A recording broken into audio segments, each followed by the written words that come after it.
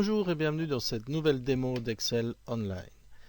Dans cette démo, j'aimerais répondre à une question qui est souvent posée sur notre forum, c'est-à-dire comment faire apparaître des données provenant d'une autre feuille ou d'un autre fichier Excel.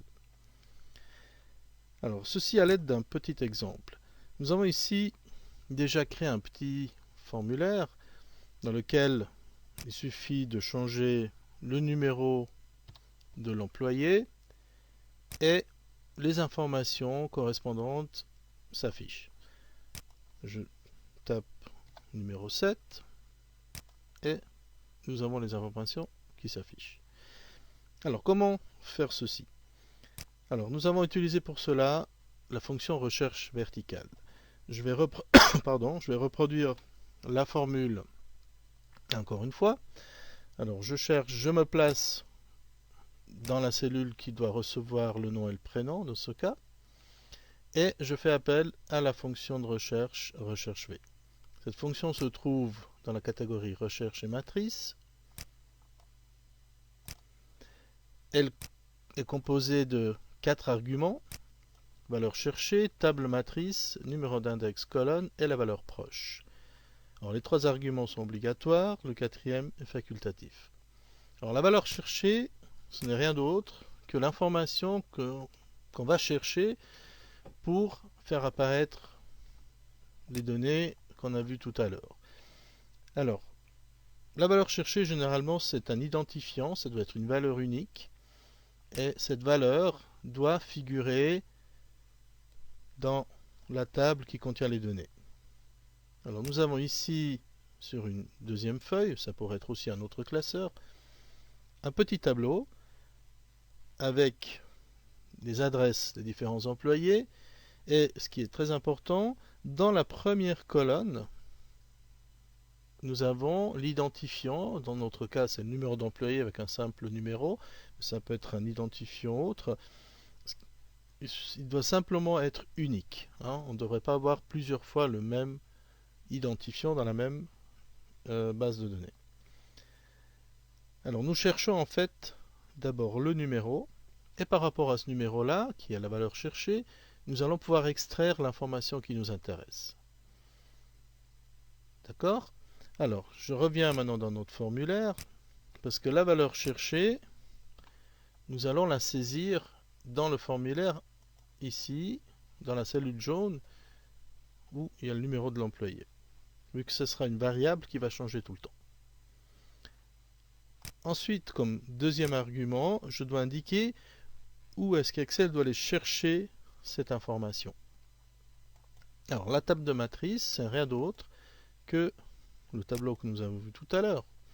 Dans ce tableau, j'ai numéroté les colonnes pour simplifier l'opération. Ce n'est pas l'entête de la colonne qui compte, mais c'est effectivement l'emplacement, c'est-à-dire le numéro de la colonne à partir de la première. Alors, ce que je cherche maintenant, c'est toute la table en question. Alors, je vais sélectionner les différentes colonnes. Je peux même prendre des lignes en plus. Ceci peut être utile si nous allons plus tard rajouter d'autres employés. Et nous retournons dans notre assistant. Alors pour l'instant, qu'est-ce que nous avons ici? Nous avons la valeur cherchée, c'est-à-dire le numéro de l'employé.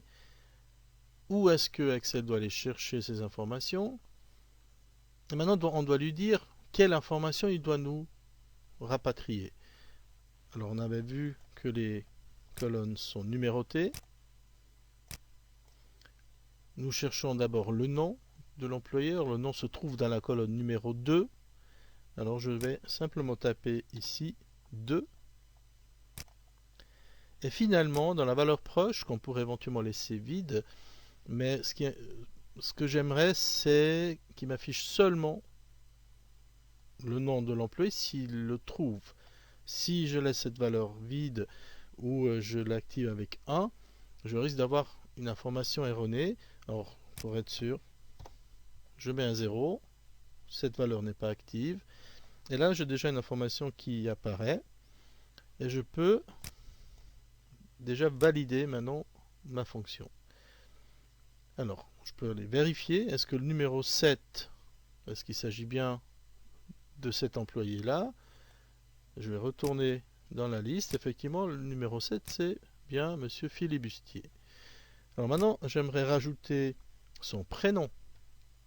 Alors, je ne peux pas simplement rajouter ici la troisième colonne, ce n'est pas prévu, mais ce que je dois faire, c'est de enchaîner une deuxième fonction recherche V.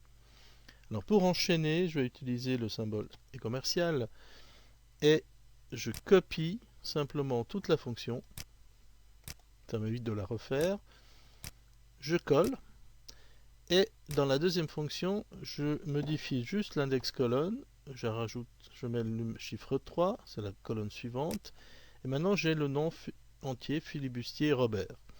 Dernière chose à faire, vu qu'on n'a pas d'espace entre le nom et le prénom, il faudra rajouter un espace. Alors, de la même manière que j'ai rajouté une fonction, je peux ajouter un espace. C'est-à-dire qu'après le et commercial, j'enchaîne avec un guillemet espace guillemet pour indiquer que je veux un caractère vide qui suit cette fonction et je rajoute encore une fois un et pour enchaîner ensuite la deuxième fonction, je valide et le tour est joué. Voilà.